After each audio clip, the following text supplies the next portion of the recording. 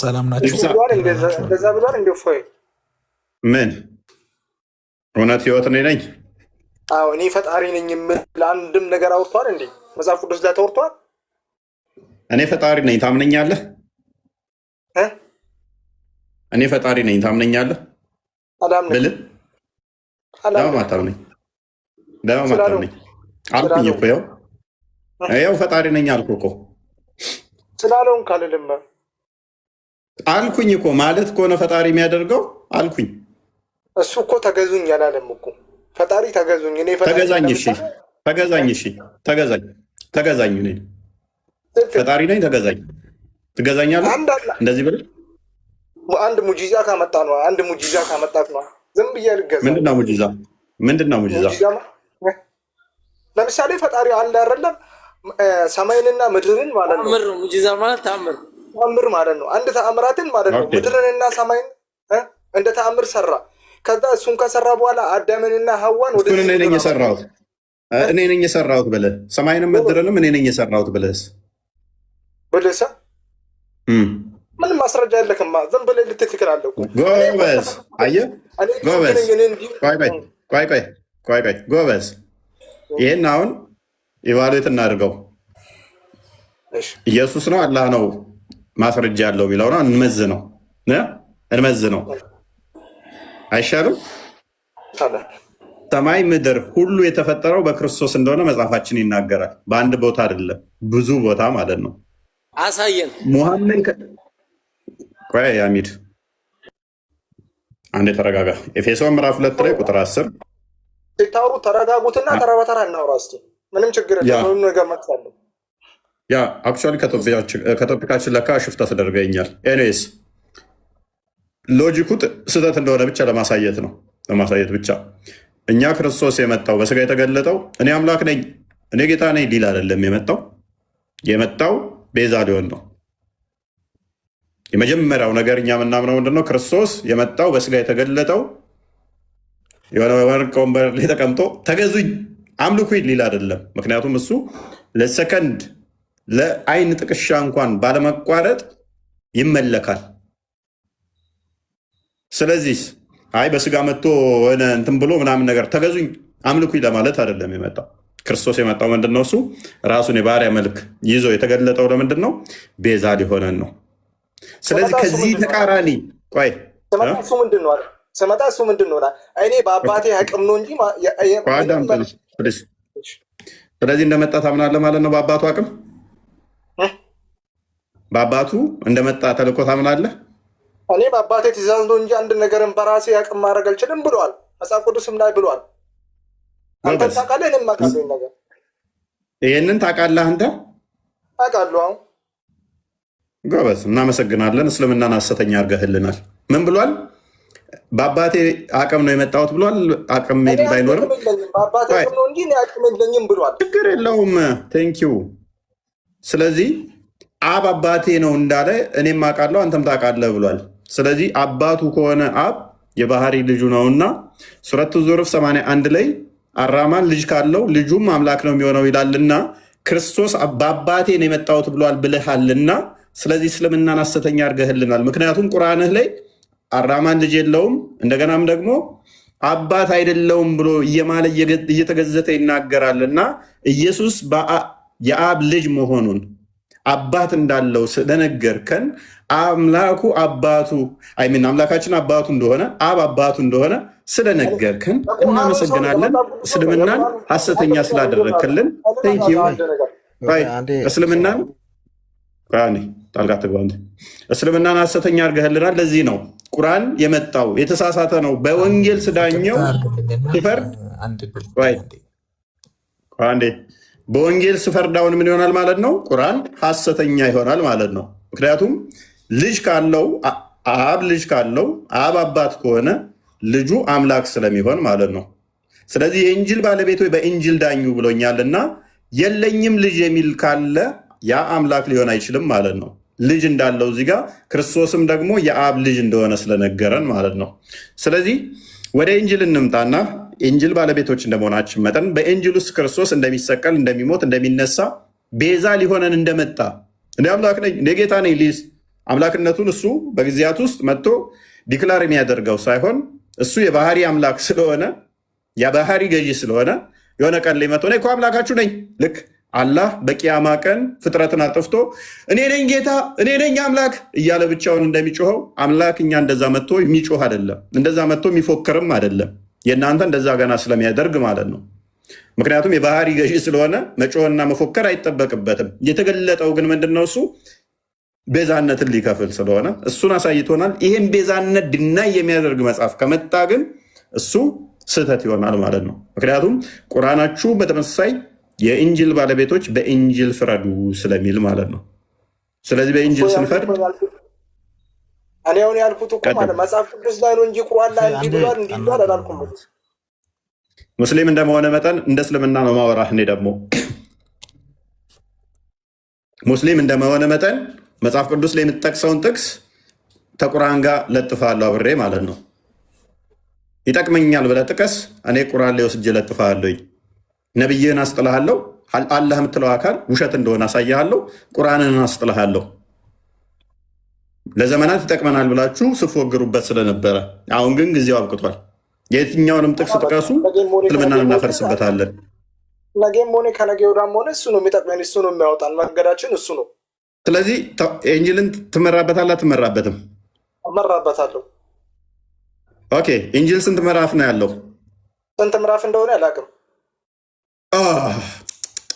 የምትመራበትን መጽሐፍ አታውቀው? የምትመራበት አዳምጥ፣ ስንት ምዕራፍ እንዳለ አታውቅም፣ ግን ትመራበታለህ። እመራበታለሁ፣ ታዝዣለሁ። ለዛ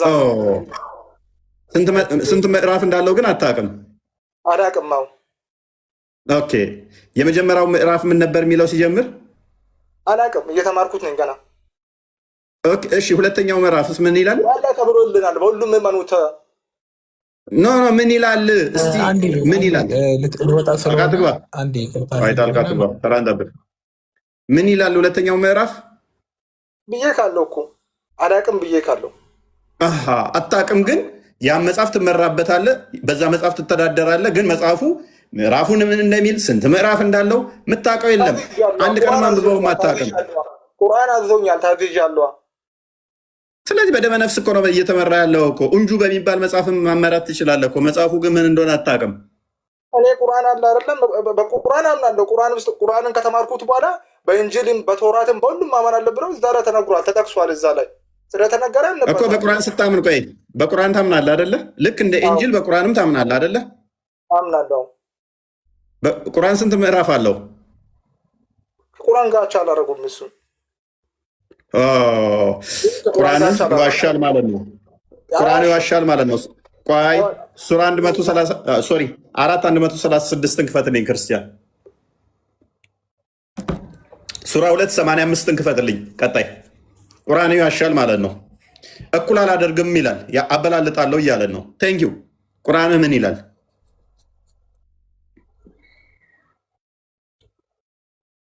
ወጣ እንዴ? እናንተ ያመናችሁ ወይ በአላህና በመልእክተኛው በዚያም በመልእክተኛው ላይ ባወረድነው መጽሐፍ በዚያም ከበፊቱ ባወረድነው መጽሐፍ እመኑ። በአላህና በመልእክቱም በመጽሐፍቶቹም በመላእክቶቹም በመጨረሻውም ቀን የካደ ሰው የራቀን መሳሳት በእርግጥ ተሳሳተ። በአላህ ላይ በሙሐመድ ላይ በወረደውም በእነኛም በወረደውም በመልእክተኛውም በመልእክተኞቹም እመኑ። እኩል እመኑ። እኩል 2:85 አድርገው። አበላልጣለሁ ብሏል። ካበላለጥ ከቁርአን ደግሞ እንደዚህ ይላል። ኦኬ። ከዚያም ከእናንተ ነፍሶቻችሁን የምትገድሉ ከእናንተም የነጫ ምናምን በመጽሐፉም ከፊል ታምናላችሁን? በከፊልም ትክዳላችሁን? ከእናንተም ይህንን የሚሰራ ሰው ቅጣት በቅርቢቱ ሕይወት ውርደት እንጂ ሌላ አይደለችም ይላል። ከፊሉን አምናችሁ በከፊል ምናበላልጣለን ካልክ ወራዳ ነህ ይላል ቁርአን። ቴንኪው። ስለዚህ የራስ መጽሐፍ ምን ይላል? በከፊሉ አምነህ በከፊሉ ምክር ከሆነ ወራዶች ናችሁ ይላል። እስቲ አንዴ እፎ እንደዛ አይደለም እንመማራ። ቀጥል። እሺ በኢንጅል ታምናለህ? አንዴ ለእኔ እድል አልሰጠኝም እኮ እስካሁን ጠብቄ ነበር። ሳላዲን ይቀጥል። እሺ ሳላዲን መቀጠል ፈልጎ እሺ አንድ ነጥብ ሳነሳ ልታወጡኝ አትሞክሩኝና ማለት የምን ነጥብ ነው የምታነሳው? ተግባብተን ምን የምታነሳው? እዚህ ቤት ምን ነጥብ የምታነሳው ነገር ይኖርና ነው? ኤኒዌይስ በኢንጂል ታምናለህ? መፈለግ መልስልሃለሁ። በኢንጂል ታምናለህ? እኔ እሱን ልመልስልህ አይደለም። ቆይ አንዴ በኢንጂል ታምናለህ? እኔን አስጨርሰኝ። አይ እኔን አስጨርስ። በነገራችን ላይ ይሄኛውን እፎይ ቀጥል። ምን ይላል? በአላህ አመንን በእኛ ላይ በተወረደውም በቁርአን ማለት ነው በኢብራሂም በኢስማኤልም በይስሐቅም በያዕቆብም በነገሮቹ ላይ በተወረደው ለሙሳና ለኢሳ ለነቢያትም ሁሉ ከጌታቸው በተሰጠው አመንን ከእነርሱ መካከል አንድንም አንለይም እኛም ለእነርሱ ታዛዦች ነን በል። ስለዚህ በቁርአን አንጠልጥዬ ኢንጂልን ጥዬ አይሰራም ማለት ነው። እንጅል ሲጀመር የኢየሱስ ቃል አይደለም እኮ አንተ አዋሩኛ። እንጅል ማለት ኢየሱስ በኢየሱስ እንጅልን ማን ነው ጻፈው? ኡፍ አንተ እዚህ ጋር የተቀመጥክበት ዓላማ የሰውን ሃይማኖት ልታጣጥል ነው እንጂ ለንጽጽር አይደለም። እስካሁን ድረስ መልሳት አውራ ተብለህ ቆይተህ ይለኛል። ከእሱ ጋር ቁጭ ብለህ ታወራለህ። ኧረ በጣም ፈሪ ነህ። በስነ ስርዓት እኮ ከአዋቂዎቹ ጋር እንዲህ ቁጭ ብለህ አንተ ስትነጻጸር አይቼ አላውቅም በህይወቴ። አንተ ካወቅኩበት አይደለም እኮ አሁን ኢንጂሉን ማን ጻፈው ነው? አሁን ኢንጂል ተባለ እንጂ ኢንጂልን ማን ጻፈው? ኢንጂል ማለት ምን ማለት ነው ሀሊማ? መቼም ቆሻሻ የሆነ ህዝብ ነው እስልምና እምነትን ሊያጣጣል የሚፈልግ ቆሻሻዎች ሁላ ለነቢዩ መሐመድ ለኢሳ ዓለይሂ ሰላም የተላከ ቃል ኢንጂል ማለት ላይ ተሰጠን። ምንድን ነው? መጽሐፍ ነው ወይንስ ቃል ነው? ቃል ነው። ቃል ነው ኢንጂል ማለት። ስለዚህ ትርጉሙ ምንድን ነው? መጽሐፍ አይደለም፣ ቃል ነው። ምና ክርስትና በደንብ የምታውቅ አይነት ሰው አትመስለኝም አንተ። ክርስትና ራሱ በደንብ ኮባ ራስ ነው። እናታችሁ እንደ እርጎ ዝንብ ጥልቅ ይላል ሰው እያወራ። ቀጥል። መጽሐፍ ሳይሆን ቃል ነው ብለህናል። ቀጥል። ቃል ነው ለኢየሱስ የተሰጠ። ትርጉሙ ምንድን ነው? ትርጉሙ ምንድን ነው? እንጅል ነው ከአላህ የተሰጠ ከአላህ ለኢየሱስ። ትርጉሙ ምንድን ነው? ኢንጂል ማለት ምን ማለት ነው? ኢንጂል ማለት ምን ማለት ነው? ወንጌል ማለት ነው። ወንጌል ማለት ምን ማለት ነው? ኢንጂል ማለት ነው። ኢንጂል ማለት ምን ማለት ነው? ትርጉሙን የጠየቅነው እኛ አልኩ እኮ ወንጌል ብላችሁ እናንተ ወንጌል ብሎ የተጻፈ ትርጉሙ ምንድን ነው? ሐዋርያ ጳውሎስ የጻፈው መጽሐፍ ነው። ሌላ ምንድን ነው? በኢየሱስ ስም። ስለዚህ ኢንጂል ማለት ወንጌል ነው፣ ሐዋርያው ቅዱስ ጳውሎስ የጻፈው ነው እያለን ነው።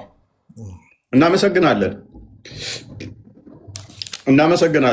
ሐዋርያው ቅዱስ ጳውሎስን ሙስሊሞች የሚጠሉ ዛሬ ደግሞ የወንጌል ጸሐፊ ያደረጉት።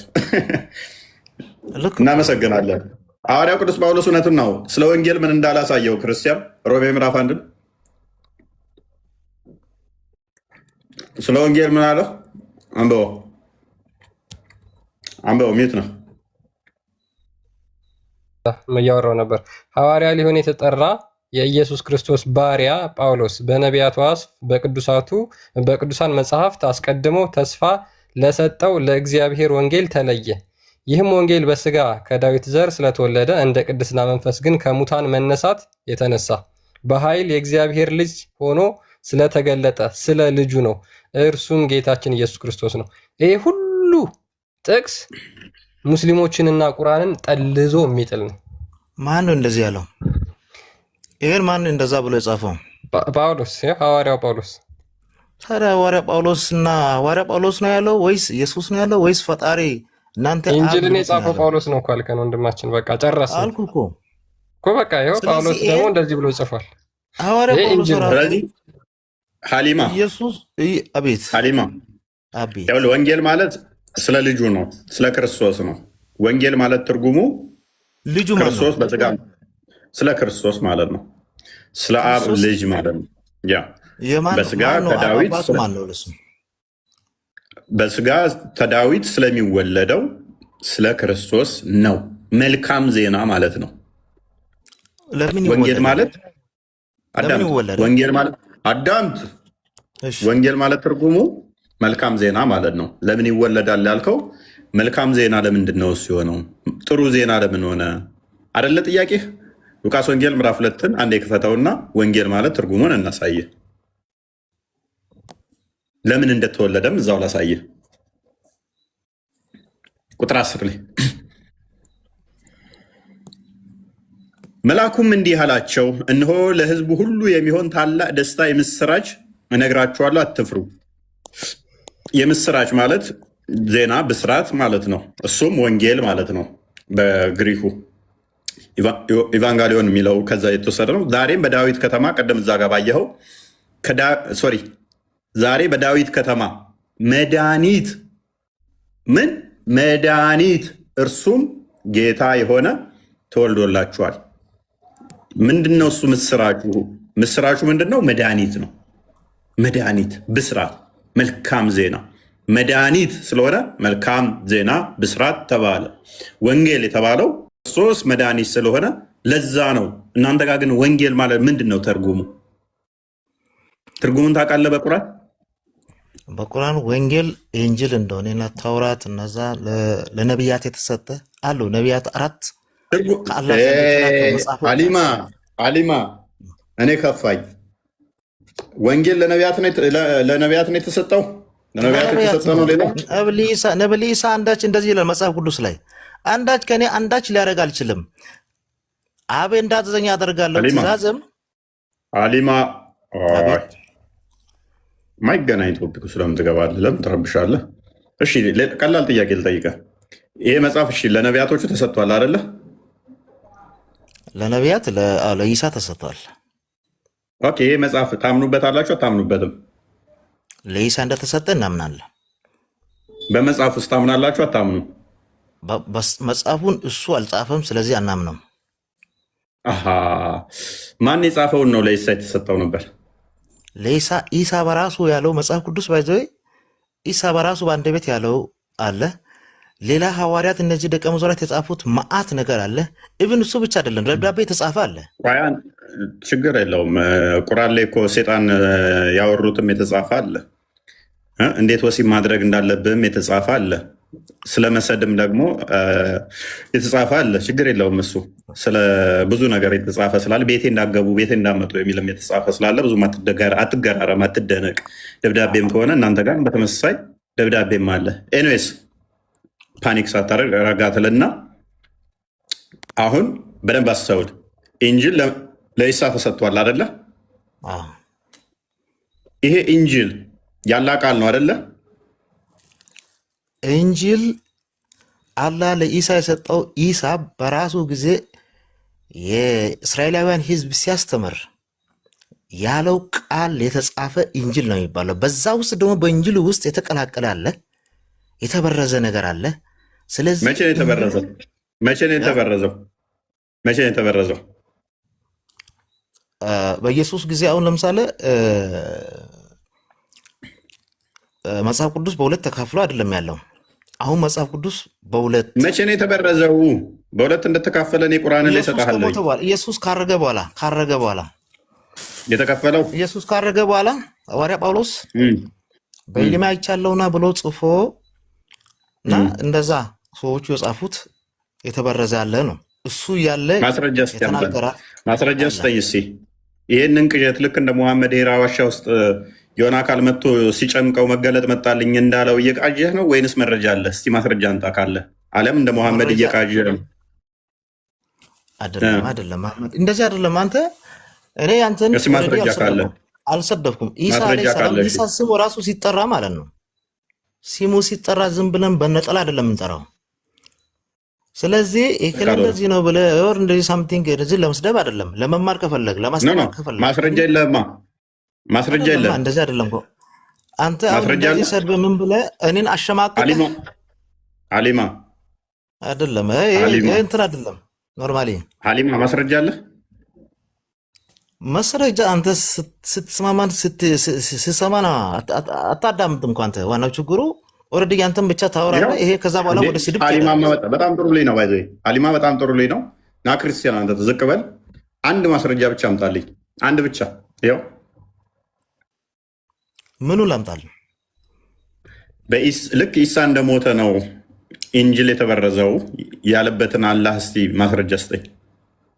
አላህ አይደለም እኮ ያልኩህ አለሁ በእኛ መጽሐፍ ሳይሆን መጽሐፍ እሺ ሙሐመድ ያለበትን ሙሐመድ ያለበትን ምኑን አለ? ልክ ኢሳ እንደሞተ ኢንጅል ተበርዟል ያለበትን መጽሐፍ ቅዱስ ነው የራሱ ነው ያለው እንጂ ኢሳም ነቢያችንም አላሉም አላህም አላለም። ኖርማሊ ታንኪዩ። ነብይህም አላህም ኢንጅል ተበርዟል አላሉም አይደለ? መጽሐፍ ቅዱስ ራሱ ስታነብ ስታየው ችግር የለውም። መጽሐፍ ቅዱስ ተበርዟል ይበል። ነብይህና አላህ ግን በቁርአን ላይ ተበርዟል አላሉም አይደለ? እሱን ኦልሬዲ ያው አላረጋገጥኩም። አንበበ ደርሼ ምላሽ እሰጣለሁ። እሱን አላሉ። ካላሉ ደግሞ መጽሐፉ ተበርጃለሁ ቢልም ቁርአንና ሙሐመድ አልተበረዘም እስካሉ ድረስ ስለዚህ ምንድነው የሚሆነው? አንተ የምትመራው በቁርአንና በሐዲስ በነብይህ እንደመሆኑ አልተበረዘም ካሉህ መጽሐፉ ተበርዟል ቢባል ራሱ አይንህን አዳፍነውም ጨፍነውም ቢሆን አልተበረዘም ማለት ግዴታ አለብህ። ተበርዟል ካልክ እስልምና ውስጥ ምንም አትሰራም። ምክንያቱም ቁርአን አልተበረዘም እያለ ተበርዟል አንተ ካልክ ከአላህ ጋር እየተጋጨህ ነው፣ ከሙሐመድ ጋር እየተጣላህ ነው። ማለት ተበርዟል የሚባለው አንድ ነገር ልንገርህ። አንድ ኢየሱስ እኔ ጌታ ነው ብዬ ቢቀበለው ኢየሱስ ጌታ ነው አዳኝ ነው ብሎ ቢቀበል ወር ፈጣሪ ነው ብለህ ብትቀበለው በዛ በኩል ደግሞ እኔ ፈጣሪ አይደለሁም አንድ ሰይጣን ምን አለው ኢየሱስ ወይ ላንተ ልስገድ ስላይ ስግደት የሚያስፈልገው ለአንድ ፈጣሪ ብቻ ነው ለኔ አያስፈልግም ብሎ ኢየሱስ መለሰው ይላል። አሁን ያሳሰበ እሱ ነው። ዮሐንስ ወንጌል አይደለም፣ ዮሐንስ አይደለም፣ ማቴዎስ ወንጌል እና ሉቃስ ወንጌል ምዕራፍ 4 ምዕራፍ 4 ላይ ሉቃስ ወንጌል ላይ አታምታታ። ስለዚህ አንተ የምትፈልገው ስለዚህ ሴጣን ልስገድልህ ሲለው እንትን አለ። ምንድን ነው ታዲያ? ኦኬ አንተ የምትፈልገው ሴጣን ሲባል ፈጣሪ ከሆነ ለምንድን ነው? እሺ ለእኔ ስገድ። ሱረቱ ዱዓ ላይ ልክ ሴጣን ተወህ ወይ ሲባል አልተውኩህም፣ በሌሊቱ እምላለሁ በረፋዱ አልተለየውህም እያለ አላህ እየሮጠ እንዲመጣ ነው የፈለግከው ሴጣን ተብሎ ሲጠራ? ወይንስ ሱራ 72:19 ላይ ሙሐመድ ያላህን ስም የሚጠራ ሰዓት አጋንንቶች ደረብረቦ ነው እላዩ ላይ ተከመሩ እንዲባለው እንደዛ እንዲደራረብበት ነው የምፈልገው አጋንንቶች? ኤኒዌይስ ወደ ቶፒኩ እንመለስና ተውራትና ኢንጅል እንዳልተበረዙ አሁን ገብቶታል። ስለዚህ ፖይንቱ ምንድነው አሁን የሆነው? አሁን ኢየሱስን ጌታ አምላክ ብዬ ብሰግድ እንደገና ደግሞ አምላክ ማይመስሉ ነገሮች አሉ። እንደዚህ ግራ ገብቶኛል አይነት ከሆነ ቤት ጥያቄህን እናስተናግዳለን፣ በኋላ ማተር አያደርግም። አሁን ግን ግልጽና ጥርት ባለ ሁኔታ በተውራት ታምናላችሁ፣ በኢንጅል ታምናላችሁ። ስንት ምዕራፍ አለው? ተራ ይሰጠን። ዛራ ገና መግባትሽ እኮ ነው። እንኳን ደህና መጣሽ። እንኳን ደህና መጣሽ። መልካም። በተውራት በኢንጅል ታምኛለሽ? እኔ ጥያቄ ልጠይቅህ ነው የገባሁት። በኢንጅል ታምኛለሽ?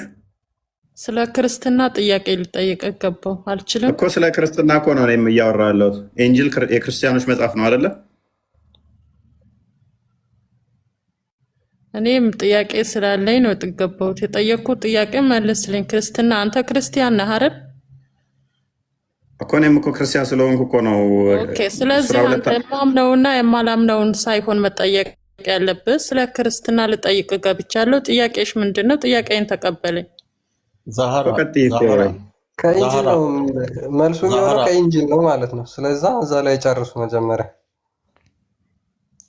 መጽሐፉን እኮ ማመን አለብን። ቅድሚያ የምጠይቅኝ መጽሐፌ ኢንጂል ነው የእኔ መጽሐፍ ትክክል ነው እያልኩሽ አይደለም ብለሽ ቅድሚያ ከሞገትሽ ወይንም ደግሞ ትክክል ነው ከሱ መጽሐፍ መረጃ ማለት እንደኛ ኡስታዝ ከሆንክ በክርስትና እምነት አንተ ትክክለኛ አሳማኝ ከሆንክ አንድ ሰው ወደ ቀጥል። ሌሎቹ ሰላም ነህ? ሰላም፣ እግዚአብሔር ይመስገን። እንዴት ነህ? አለን። በኢንጅል ታምናለህ?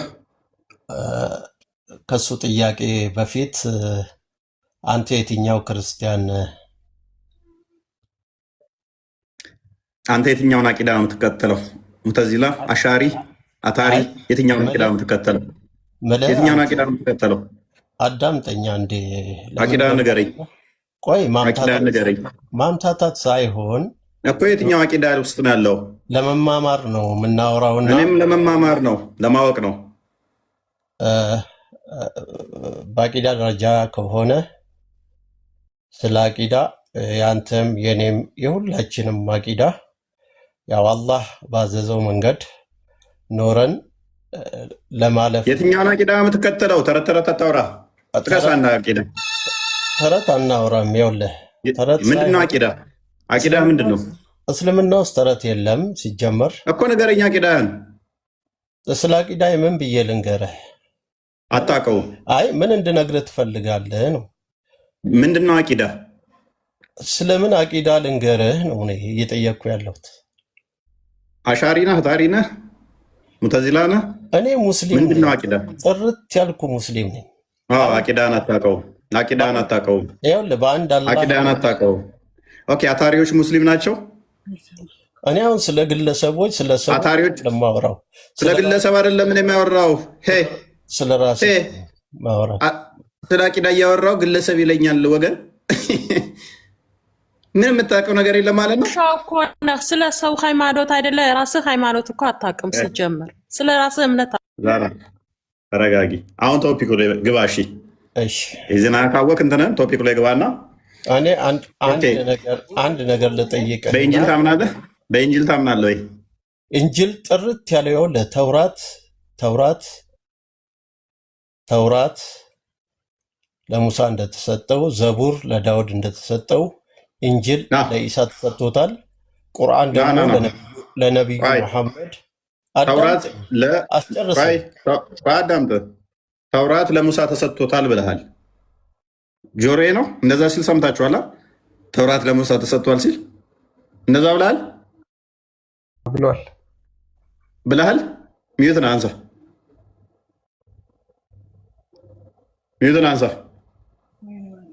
ተውራት ለማን የተሰጥቷል ያልከው?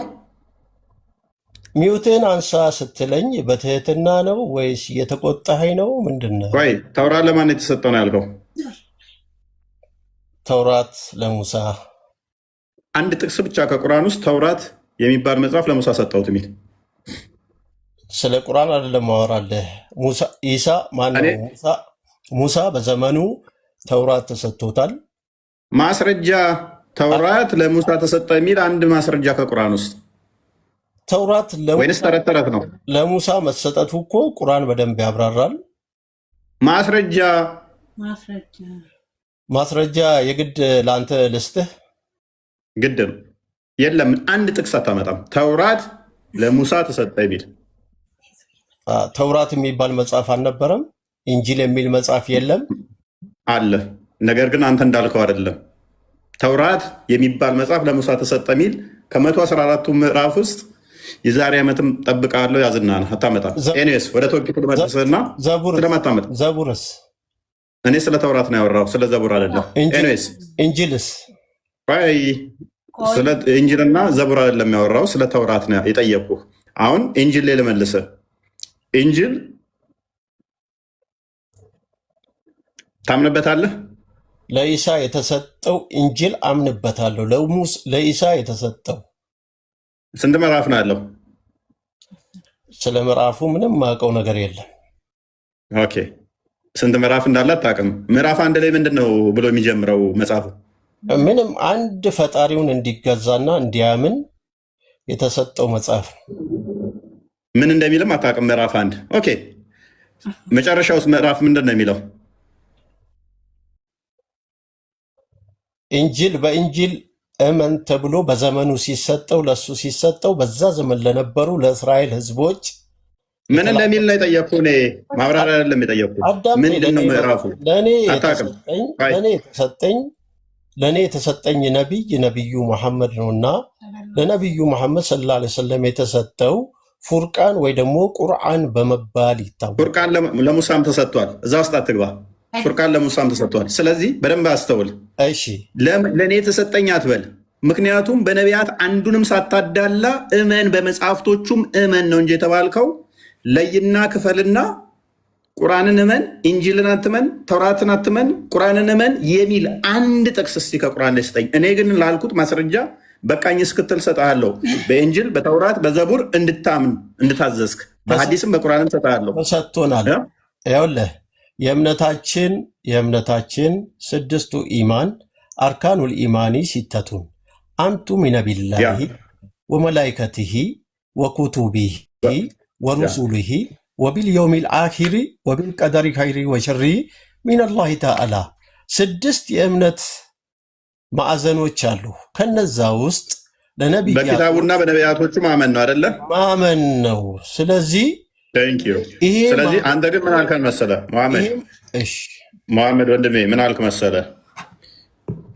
በእነኛ አላምንም በቁርአን ነው ማምነው ስትል ከስድስቱ እንትኖች ውስጥ አንደኛውን ሳትክ ማለት ነው። አበላሸው። በመጽሐፍቶቹና በነቢያቶቹ ማመን የሚለውን ሳትከው ማለት ነው። አልስትም። ለምን እንደማልስት ልንገርህና ጠቅለል አድርጎ እኮ ቁርአን እኮ እነዚህ ነገሮችን ሁሉ ጠቅልሎ የመጣ መጽሐፍ ነው አይደለም? እንደዛማ ከሆነ ማስረጃ አለክ? አለመሆኑ ማስረጃ አለክ? አለመሆኑ ማስረጃ አለክ? በደንብ አለኝ። ስጠኝ። ኦኬ፣ ሁሉንም መጽሐፍቶች ጠቅልሎ ነው የመጣው። ስለመጣ እኮ ነው አንቱ ሚነ ቢላሂ ወመላይከቲ ወኩቱቢሂ ሩሱሊሂ ወቢልየውሚል አኺሪ ወቢልቀደሪ ኸይሪ ወሸሪ ሚነላሂ ተዓላ ብሎ ቁርአን የመጣው እኮ እነዚህን ሁሉ ለመጠቅለል ነው። እንደዛ ከሆነ ቁርአን እኮ አረጋጋጭ ጠባቂ ነው። መልካም። እሺ፣ ዳንኤል ነቢይ ነው አይደለ? እንደ እስልምና ዳንኤል ማለት ማን ነው በእስልምና? ዳንኤል ማን ነው የምትሉት? ዳንኤል ነው አይደል? የራስም አለው። አይ እስኪ ንገረኝ። በእስልምና በክርስትና የሚባል ነገር የለም። ነቢያቶች ሁሉ የዘመናቸው ለነበሩት ህዝቦች የተላኩ ነቢያቶች ናቸው።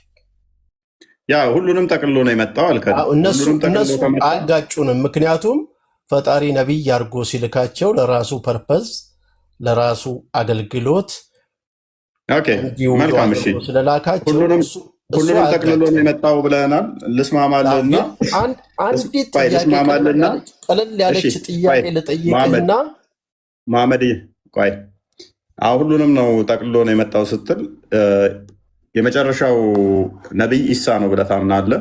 እስከ ከመሐመድ በፊት ማለት ነው። ከዛ በኋላ መሐመድ ነው መደምደሚያ ብለህ ታምናለህ? ነቢያቶች ሐዋርያቶች ነበሩት። መሐመድ ኢሳ አይደለ? ሁሉም ነቢያቶች እኮ ሐዋርያቶች ነበራቸው። ሐዋርያቶቹም ደግሞ እስከ ቅያማ ቀን አሸናፊ እንደሆኑ ኃያል እንደሚሆኑም የቁርአኑ ደጋግሞ ይናገራል። ስለዚህ የኢሳን ሐዋርያቶች ስም ዘርዘር ንገረኝ ከቁርአን ሁሉንም ጠቅልሏቸው ስለመጣ። የእነሱ ስም ባላቀውም መጽሐፍ ላይ ያለው መጽሐፍ ቅዱስ ላይ የተቀመጠው ሐዋርያ ለምሳሌ 4ቱ ተጠቅሰዋል። ምናልባት የነበሩት ከ40 ምናምን በላይ ሊሆኑ ይችላሉ። ግን ተመርጠውና ተጠርዘው የወጡት 4ቱ ናቸውና ሉቃስ፣ ማርቆስ፣ ዮሐንስና ጳውሎስ ናቸው። ግን ይህ መጽሐፍ እኮ ሲጻፍም የጻፋቸው ማን እንደሆነ ያልተረጋገጠበትም ሁኔታ አለና መሐመድ። እሺ፣ አሁን እንደዚህ አይነት ጥያቄዎችን ስታነሱ አትሊስት እኛ ጋር ይሄ ነገር ይመጣሉ ብላችሁ አስቡ። አንተው ማን እንደጻፈው አልተረጋገጠም ትለኛለህ። እኛ ኢንተርናል ኤቪደንስ ተጠቅመን መጽሐፍ ቅዱስን ማን ጻፈው የሚለውን እዛው ማስተያየት እንችላለን። እኔ ከ114 ውስጥ መሐመድ ዛሬ አይደለም 1 ዓመት እታገሳለሁ፣ ማን እንደጻፈው አንድ ማምጣት አችልም። ነገር ግን ምን ብለህኛል መሰለህ? እንስማማ፣ እነሱን እንተውና ለጊዜው 4ቱን ሉቃስን፣ ማርቆስን፣ ዮሐንስንና ማቴዎስን የክርስቶስን ደቀ መዝሙር መጥቀስ ይቻላል በመጽሐፉ ላይ ስላሉ። ዊች ሚንስ ቁርአን ቅድም ምን ብለህ ነበር? ግን ሁሉንም ጠቅልሎ ሁሉንም መረጃዎች ይዟል ብለህ ነበረ። ስለዚህ መመለስ ስላልቻለ ወደ ማን የተመለስከው? ስቲል አሁንም ወደ ወንጌል ነው የተመለስከው ማለት ነው፣ ቁርአንን ለመርዳት። ምክንያቱም ቁርአኑ ጠቅልሎ እንዳልያዘ ኦብቪየስ ነው። ለዛም ነው አንድ ነገር ላይ ሳይሆን እየዘጋ ነው እንዳይምታታብኝ እየዘጋ ነው እንሂድ። ማርቆስ፣ ዮሐንስ፣ ሉቃስና ጳውሎስ ኢየሱስ ካለፈ ከብዙ ዓመታት በኋላ የጻፉት መጽሐፍ ነው። እንደገና ደግሞ አንተ አሁን ቅድም እኔ ስጠይቅ ወይ ደግሞ እሷ ስትጠይቅ አንተ ክርስቲያን ዛራ የምትባለው አንተ ክርስቲያን ነው ሆይ ብላ ስትጠይቅህ ሌላው ሳትግባ አልገባም ለጨዋታ ያህል ስለሆነ ላነሳት ኢየሱስ ከሞተ ከብዙ ከዓመታት በኋላ ስለጻፉት አለ። ቁርአን የተጻፈው በሚያሳዝን ሁኔታ ሙሐመድ ከሞተ ከብዙ ዓመት በኋላ ከብዙ ዓመት በኋላ የለም ከብዙ ዓመት በኋላ የለም በዛ ዘመን ምንም የለም። ማስረጃ አለክ? በዛ ዘመን የነበረ ቁርአን አለ። ወህይ ሲወርድላቸው ሰሃቦቹ ድንጋይ ላይና ቴምር ላይ የሚጽፉት በምንም የሚጻፉት በቃ የለም። እሱ መጽሐፍ የለም። አሁን የለም እሱ። አንድ አስጨርሰኝ። ስለዚህ ድንጋይ ላይ እና ቴምር ቅጠል ላይ ጽፈዋል ብትለኝ አስቂ ነው። ቴምር ቅጠሉን እዘህልኝ ትመጣለህ፣ ልታሳየኝ ትችላለህ። ቴምር ቅጠል ላይ የጻፉትን መጽሐፍ ኤኒዌይስ፣ ብቻ ልብ በል፣ በደንብ አስተውል።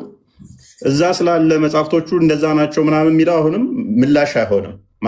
በደንብ ማስተዋል ያለብህ ቁርአኑ ጠቅልሎ ምላሽ ይዞ መጥቷል ካልክ በኋላ ስለ ኢንጂል ነገር ግን ደግሞ እዛ ነው ግማሹ የምጠቅሰው አልክ። እኔ አሁን የኛው ፖይንት አይደለም ለጊዜው። ቅድም ምን ብለኸኛል? ከአርካን ኦፍ እስላም ውስጥ ምንድነው በመጽሐፍቶቹና በነቢያቶቹ ማመን ከሆነ በደንብ አስተውል።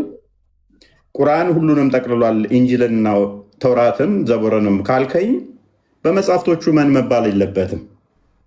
በመጽሐፍቶቹ እመን ሳይሆን የሚባለው በቁርአን ብቻ እመኑ ነው የሚባለው። እነኛን ጠቅልሎ ከያዘ ቁርአን በደንብ አስተውል። ሙሐመድ ኢንጂልና ተውራትን የያዘ ተሆነ ቁርአን በመጽሐፍቶቹ እመኑ ሳይሆን የሚባለው በቁርአን ብቻ እመን ነው የሚባለው። ምክንያቱም እነኛን ጨምቆ ስለያዘ ቁርአን ማለት ነው። በመጽሐፍቶቹ እመን የተባልከው ግን ለምንድን ነው? እሱ ቁርአን አለ፣ ተውራት አለ፣ ዘቡር አለ፣ ኢንጂል አለ። እነኚህን ለመጥቀስ ነው በመጽሐፍቶቹ ማመን ተብሎ የተባለው። ስለዚህ በመጽሐፍቶቹ የምታምነው ደግሞ እንዴት ነው? ልክ እንደ ቁርአን ማለት ነው። አንዱንም ሳታበላልጥ ሳታለያይ ማለት ነው። እንትን ነው እኮ አሁን እኮ የተቀነሰ የተጨመረ ያላግባብ የተጨመሩ ጽሁፎች መጽሐፉ ላይ ስላሉ እነዛ ነገሮች አወዛጋቢ ስለሆኑ አንተ ነህ የምትለው እንደዛ አይደለም። እሺ አላህ ብሏል እንደዛ። ስለ አላህ ሳይሆን መጽሐፍህ እኮ ነው። ስለ መጽሐፍህ ነው የምነግርህ። መጽሐፉ ይጋጫል፣ እርስ በራሱ ይጋጫል፣ ይጣረሳል። እና ለምሳሌ ዮሐንስ ያለው ሉቃስ አይደግፈውም፣ ሉቃስ ያለው ጳውሎስ አይደግፈውም። ለምሳሌ ፈጣሪ ብዙ ተባዙ ምድርን ሙላት ብሎ ፈጣሪ ሲናገር፣ ጳውሎስ ደግሞ እንደኔ አዳምጠሽ። ስለዚህ ምን ሆነ ማለት ነው? ቅድም ወንጌላትን ሲጠቅስ ማርቆስ፣ ሉቃስ፣ ዮሐንስና ማቴዎስ ናቸው ብሎናል። እነኚህ ናቸው ብሎናል። አሁን መጥቶ ደግሞ ይጋጫሉ አለን። አላህ ደግሞ እዚህ ጋር ትክክል ነው ብሎናል። ስለዚህ አላህ የተሳሳተ መጽሐፍትን እመንበት ብሎሃል። እናመሰግናለን። ከአንተ ይልቅ አላህ ስህተታም ነው ማለት ነው። አንተ መጽሐፍቶቹን አነበብክና እንበልና ያልኩት ስህተት የለበትም። በእርግጥ እንበልና እንዳንተ አረዳድ መጽሐፍቶቹ ላይ ስህተት አገኘ። አላህ ግን ስህተት መኖሩን አያውቅም። ተመራበት እመነው ብሎ አዘዘህ። አንተ ከአላህ ይልቅ ታውቃለህ ማለት ነው። በኒቃ ጉባኤ የተጻፈው አማርኛ መጽሐፍ ሳይሆን አላህ እመኑ ኒቃ ጉባኤ ላይ መጽሐፍ አልተጻፈም ወንድማችን። በኒቃ ጉባኤ ፕሊዝ፣ ለምንድን ነው እሱ እንትን የምትለው? በኒቃ ጉባኤ ላይ መጽሐፍ የተጻፈ የለም።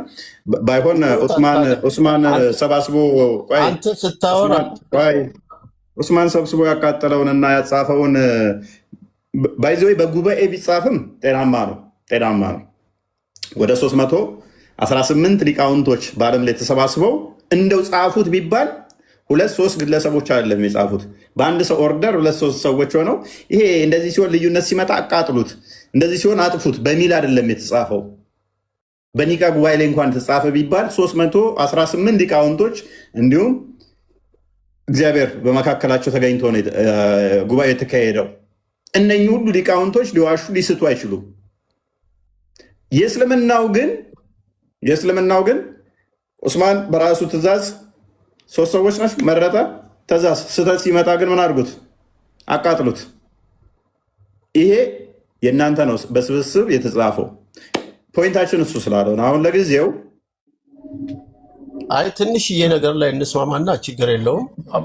እዚህ ጋር አንድ ሀሳብ ልበል መሐመድ። ቆይ አንዴ እፎይ ያለው ላይ አንተ መልሰህ እንድትመልስልኝ ስለምፈልግ ነው። መጀመሪያ የተጻፈው ቁርአን ለምሳሌ በአቡበከር ጊዜ ነው መሐመድ፣ በአቡበከር ጊዜ ነው ለመጀመሪያ ጊዜ ቁርአን የተጻፈው። ይሄ ለመጀመሪያ ጊዜ የተጻፈው ቁርአን ለምንድን ነው የተቃጠለው በእስልምና? በዛው መልስልን። ይሄን ኦሪጂናሉ መጀመሪያ የተሰበሰበው ቁርአን እንዲጠፋ አድርጋችሁታል ሙስሊሞች፣ ምንም ችግር ሳይመጣባችሁ። መልስልን ይሄንን አብረህ እስኪ። የእምነቱን የመጀመሪያ መጽሐፍ የሚያቃጥል እምነት የምናውቀው እኛ እስልምናን ነው። ክርስትና ላይ አሁን እንደዚህ አይነት ነገር የለም ለምሳሌ። ስለዚህ ኦሪጂናል የሚባል የለህም ማለት ነው። ለምንድን ነው የተቃጠለው? የመጀመሪያ ከኦሪጂናልም በላይ ቁርአን ላይ እኮ ያለው ነገር ቁርአንን በአግባቡ ከመረመርከው ካነበብከው ለአንተ ራሱ ምላሽ ይሰጣል። ራስህ ምንም ጥያቄ የለውም። መሐመድያ ጥያቄ በአቡበከር ጊዜ የተሰበሰበው የመጀመሪያው ቁርአን ለምን ተቃጠለ ነው ጥያቄ። የተጨመረበት ነገር ልክ እንደ መጽሐፍ ቅዱስ ላይ እንደ ጳውሎስ የጨመረው ተጨማሪ ሀሳብ ምናምን ካለ ተወግዷል። ይሄ መወገዱ ደግሞ ምንም ማለት አይደለም። መሐመድያ ሰምተኛል ያለውን ሰምተዋል። አርዲ ልክ መጽሐፍ ቅዱስ ላይ ጳውሎስ እንደጨመረው አይነት ካለ እሱ ተወግዷል። አስቀድሞ የነበረው ላይ የተጨመረ ነበረ፣ በኋላ ኡስማን ደግሞ አስወገዳቸው የተጨመሩትን እያለ እኮ ነው። ኤግዛክትሊ። እናመሰግናለን መሐመድያ። ስለዚህ እነ አቡበከር ለመጀመሪያ ጊዜ ቁርአንን ሲሰበስቡ የተጨመረ ነገር ነበረበት ማለት ነው። ለምሳሌ ፈጣሪ ብዙ ተባዙ ብሎ ዘፍጥረት ላይ መሐመድያ እባክህን አዳምጠኝ። አቡበከር አታስወሩ። ጥያቄውን መልስልን። ይኸውልህ በጣም ቀላል ጥያቄ ነው። ተቃጠለ ብያለሁ እኮ። ይኸውልህ የምትመልስልን እንዴት ነው መሰለህ? ለመጀመሪያ ጊዜ መሐመድ ከሞተ በኋላ ቁርአን እንዲሰበሰብ ያዘዘው አቡበከር ነው። ስለዚህ ይሄ ለመጀመሪያ ጊዜ እንዲሰበሰብ የታዘዘው ቁርአን ላይ ለዚያውም ዘይድ እኔ ተራራ ብገፋ ይቀለኛል ብሎ የሰበሰበውን የመጀመሪያውን ቁርአን ጭማሪ ስላለበት ነው የተቃጠለው አይደለ? ይሄ ነው የምትለን? እናመሰግናለን። ቴንኪው። ስለዚህ እና አቡበከር እየጨመሩ ሰውን ሊያሳስቱ ነበር ማለት ነው። ስለ ጳውሎሱ እየነገርኩ ነው። ጳውሎስ በጣም ብዙ ተባዙ ምድርንም ሙሉአት ብሎ ፈጣሪ እንደኔ አዳምጠኝ፣ ቆይ እንደኔ ባታገቡ ይሻላል ብሎ መጋባቱን እንደ ወንጀል ቆጥሮ ያስቀመጠ ሰው ነው። አንድ በላይ። ሁለተኛ ደግሞ ወንጀል አላለም። ለምሳሌ ለምንድን ነው የምትቀጥፈው? ለምንድን ነው የምትዋሸው? ስለ ጳውሎስ ተረጋጋ። ቆይ አንደኛ ቆሮንቶስ ምዕራፍ 7 ላይ የሚናገረው ስለምንድን ነው? ነፃ ፍቃድህን ስለመጠቀም ነው እንጂ ዓለምን ለመሙላት የግዴታ ኢንዲቪዥዋሊ እያንዳንድ 20/160 ወይንም ደግሞ ሙሐመድ እንዳለው መሃን እንዳታገቡ፣ በደንብ አስተውል፣ መሃን እንዳታገቡ፣ ምክንያቱም በእናንተ ብዙ በመውለድ እኔ ብዙ ህዝብ እንዲኖረኝ ይፈልጋለሁ እንዳለው አይደለም። መሃን እንዳታገቡ፣ መሃን ላግባ እንዴ ብሎ ሲጠይቀው እንዳታገባ፣ መሃን ሴትን እንዳታገባ፣ ምክንያቱም ምወልድን አግባና ብዙ እንዲወለድ ፈልጋለሁ እንዳለው አይነት የእኛ አምላክ ጨቋኝ ወይንም ደግሞ በተፈጥሮ የሚመጣን መካንነት እንደ ዲስክሪሚኔት ማድረጊያነት የሚጠቀም አምላክ አይደለም የኛ አምላክ። አየህ፣ የእናንተ ግን ነሰሰርሊ ቁጥር ለማብዛት ስትል መካን ሴት አታግባ፣ ብዙ መወልድን አግባ እንዳለው አይደለም። ስለዚህ ብዙ ተባዙ ምድርን ሙሉ ያ የህግ ተሰጥቷል። ይሄ ማለት ግን ግዴታ በአዲስ ኪዳን ላይ ስትመጣ ቁጥር 1 ላይ እኮ አላነበብከውም እንጂ ይነግርሃል። ከቁጥር 2 ላይ ይነግርሃል። እንደናንተ 4 አግቡ አይደለም። 4:3 ላይ እንደሚናገር 4:3 ላይ እንደ ቆሎ ሴትን ልጅ ዝገናት ሳይሆን ባል ለራሱ ሚስት ትኑረው፣ ሚስትም ለገዛ ለራሷ ባል ይኑራት ብሎ ይናገራል። ከዛ በኋላ ይመጣና ነገር ግን ማግባት ካልፈለግህስ? እግዚአብሔር ደግሞ ነፃ ምርጫን የሚከለክል አይደለም። በተለያየ ምክንያት ሰው ላያገባ ይችላል። የተፈጥሮ ጉዳይ ሊመጣ ይችላል። በተፈጥሮ ጉዳይ ጀንደረባ በተፈጥሮ ሊሆኑ ይችላሉ። ሰዎች በተፈጥሮ ጀንደረባ ቢሆኑ ለምሳሌ ላያገቡ ይችላሉ። ለምሳሌ ይህንን ልለጥፍ እችላለሁ ካልተረጋጋ። ለምሳሌ ሙሐመድ ማርያ ቅብጥያ የምትባል ወሲብ የሚያደርጋት ነበረች ባሪያው። ከዛ ኢብራሂም የሚባል ልጅ ወለደች። ልለጥፍ ፈልጌ አልነበረም፣ ጣልቃ ስለገባ ነው ልለጥፍ። ከዛ ወሲብ የሚያደርጋት ነበረች። ኢብራሂም የሚባል ልጅ እንትን ባለች ሰዓት ሙሐመድ ብዙ ሚስቶች አግብቶ ስላልወለደ አሁን ላይ እሷ ልጁ አይደለችም፣ ኢብራሂም ልጁ አይደለም የሚል ሐሚድ ታማ ሌላ ሰው ነው ወሲብ የሚያደርጋት መርየም ቅብጥያን ተባለ። ሙሐመድ ምን አዘዘ? ከዛ ቀጥታ ሄድና አሊን አንገቱን ቁረጠው ብሎ ነው ያዘዘው። ከዛ አንገቱን እንዲቆርጠው ያዛን ሰውዬ ሲሄድ የዛ ሰውዬ ደግሞ ሞቆት ልብሱን አውልቆ የሆነ ጎሬ ቦታ ቁጭ ብሎ ነበረ። ሲያይ ብልት የለውም። ብልት የሌለው እንዴት ወሲብ ያደርጋል ብሎ ትቶት መጣ፣ አሊ ማለት ነው። ነብይህ ግን ብልት የሌለውን እንኳን አንገት ለማስቆረጥ መሄድ ነበረ። ስለዚህ ጀንደረባ ተፈጥሮ የሆኑ ይኖራሉ እና ፕላስ ደግሞ ራሳቸውን ስለ እግዚአብሔር የሰለቡ ራሳቸውን ለእግዚአብሔር አሳልፈው የሰጡ ይኖራሉ። ስለዛ የተናገረው ነው እግዚአብሔር በዛ መልኩ የተናገረው ነው። አሁን ቶፒክ ላይ ትገባለህ። እግዚአብሔር ብለህ ግን አትናገረው፣ ጳውሎስ የተናገረው በልና እንዝጋው፣ እሱን እንዝጋው። ሲቀጥል ጳውሎስ የተናገረው እግዚአብሔር የተናገረው ነው። ለአንተ ሲሆን ጳውሎስ የተናገረው እግዚአብሔር የተናገረው ነው። እንደኔ እላለው የሚለው ምንድነው? እሱ ወንጌል ላይ ስለሌለ በወንጌሉ ስላልታዘዘ አዲስ ትእዛዝ እየሰጣቸው ስለሆነ ነው። ነገር ግን በወንጌል ላይ አስቀድሞ ክርስቶስ ስለ ጀንደረቦች ለሁሉ የተሰጠ አይደለም፣ አንዳንዶች አሉ ብሎ ለአንዳንዶች የተገባ ነው ብሎ አስቀድሞ ክርስቶስ ተናግሯል። እግዚአብሔር አይደለም እንዳትለን፣ ክርስቶስ እግዚአብሔር ስለሆነ። ጳውሎስ እግዚአብሔር አይደለም? አዎ እግዚአብሔር አይደለም። ነገር ግን አስቀድሞ በወንጌል ማን ጠቁሞናል? ክርስቶስ ጠቁሞናል። ቃል በቃል ትእዛዙን እንደኔ የሚለውን ንጽጽሩን ከራሱ ጋር ስላመጣው ነው። እንደኔ ግን ብሎ አንደኛ ቆሮንቶስ ምዕራፍ 7 ላይ የሚናገረው ማለት ነው። ከንትኑ ላይ ቀጥታ ኮቴሽኑን ስላልወሰደው ነው። ኤኒዌይስ ለምሳሌ ነብይህ የመርየም ቅብጥያን ወሲብ ያደረጋት ሰው ነው ሲባል አንገቱን ቁረጥ ከራሱ አይናገርም ይላል አለ ሱራ 53 ከቁጥር 1 እስከ 3 ነው። ከራሱ አይናገርም የተባለው ነብይህ ብልት የሌለውን እንኳን አንገት ሊያስቆርጥ ነበረ። ከራሱ ማይናገረው ይሄ ከራሱ ማይናገረው ነብይህ ደግሞ ምን ብሎሃል? በተውራት በኢንጂል እመን ብሎሃል። እሱ በተውራትና በኢንጂል እንደሚያምን ተናግሯል። አሁን አንተ ያልተጻፈ ከምታነብብ ለምንድን ነው የእኛ ጥያቄ የማታሰናግደው? ያልተጻፈ እያነበብክ እኮ ነው። በተውራትና በኢንጂል ፍረዱ ብሏልና በተውራትና በኢንጂል ስንፈርድ ነብያችሁ ሐሰተኛ ይሆናል ነው። ክርስቲያን ቀጥል ቀጥይ። እሺ ምንድን ነው ፈልጊው?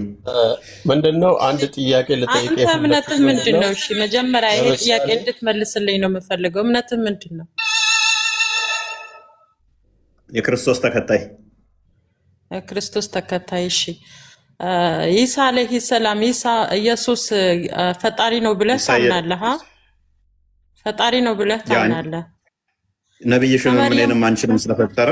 እሺ ከመርየም ከኢሳ ቀድሞ የተፈጠረው ማን ነው? እቺን ምድር ላይ የመጣው ማን ነው? ከመርየም ከኢሳ